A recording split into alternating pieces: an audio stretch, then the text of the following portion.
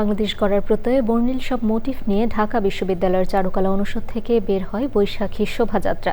কড়া নিরাপত্তা ব্যবস্থায় ধর্ম বর্ণ নির্বিশেষে সবাই সমবেত হন নতুন বছরের মঙ্গল কামনায়। আগামীর বাংলাদেশ হবে হিংসা ও বিদ্বেষহীন, এমন প্রত্যাশা জানিয়েছেন তারা।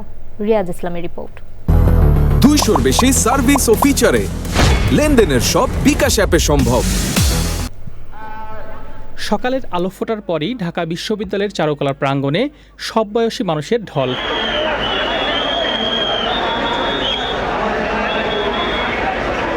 নববর্ষের সুরে ঐক্যতান, গণতন্ত্রের পুনরুত্থান প্রতিপাদ্যে জাতীয় সঙ্গীতের মাধ্যমে সকাল 9টায় শুরু হয় বৈশাখী শোভাযাত্রা।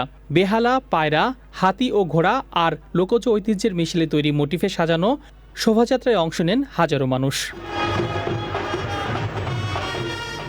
শোভাযাত্রার শুরুতে ছিল পুলিশের অশ্বারোহী দল, ঠিক পেছনের সারিতেই জাতীয় পতাকাবাহী 200 শিক্ষার্থীর মিছিল। পয়লা বৈশাখের এই আয়োজনে উঠে আসে বাঙালির ঐতিহ্য আর সংস্কৃতি।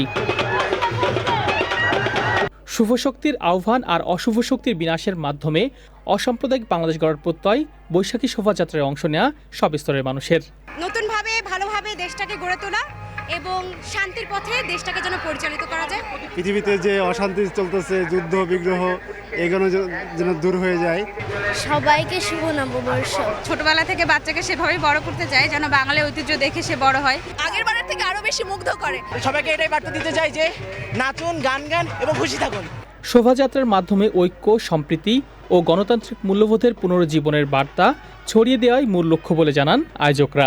নববর্ষের ঐতিহ্যকে বহাল রেখে আমরা ঢাকা বিশ্ববিদ্যালয়ের চারুকলা অনুষদ থেকে আমাদের অংশগ্রহণে এই বৈশাখী শোভাযাত্রা এখন আমরা শুরু করছি।